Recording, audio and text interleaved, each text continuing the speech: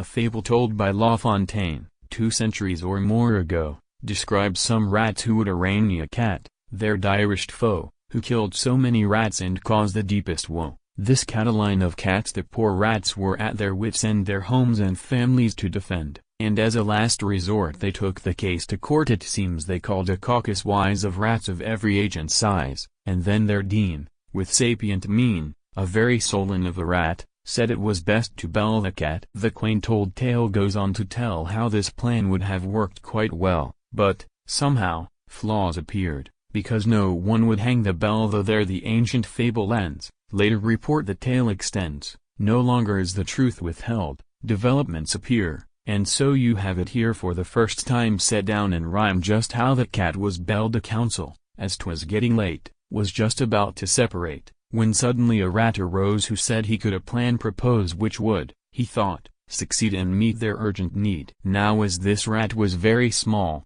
and had no dignity at all, although his plan was well advised, we really need not be surprised that all the rats of riper years expressed the gravest doubts and fears, till suddenly he said he, if you will leave it all to me, I will avow 3 days from now that you shall all be free. The solemn council then adjourned, each rat to home and fireside turned, but each shook his wise head and to his neighbor said it is a dangerous job, in truth, though it seems not to headstrong youth. Now young Sir Rat we next behold, with manner brave and visage bold, go marching down to London town, where wondrous things are sold. We see him stop at a large shop, and with the bland clerk's courteous aid this was the purchase that he made: a bicycle of finest make, with modern gear and patent brake, pedometer, pneumatic tire, and spokes that looked like silver wire, a lantern bright to shine at night, enamel finish, nickel plate, and all improvements up to date. Said sly Sir Rat, it suits me well,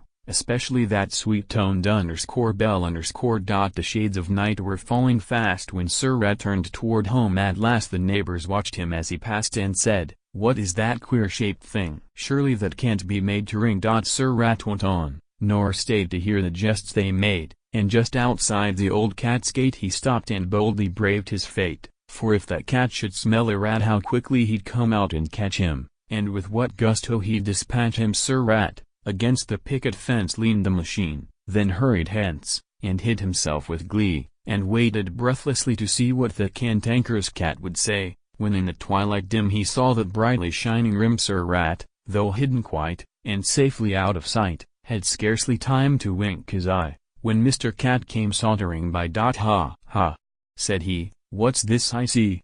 A bicycle.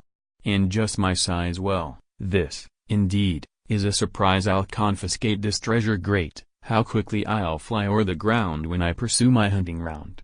He mounted it with eager haste, it suited well his sporting taste, he guided it at will, and used the brake with skill, he grasped the handlebars, and then you see it was his custom when he did a thing, to do it well. Of course he used the clear-toned bell victory now. The deed is done no longer at the set of sun the rats fly shrieking to their nests. They saunter round with merry jests and ne'er a thought of fear, knowing full well they'll hear the bell when Mr. Cat draws near. And young Sir Rat who did the deed, whose cleverness relieved their need, his wondrous enterprise was lauded to the skies, and everywhere his name was hailed with shouts of fame. And difficulties, oft we see modern improvements frequently will prove a happy remedy.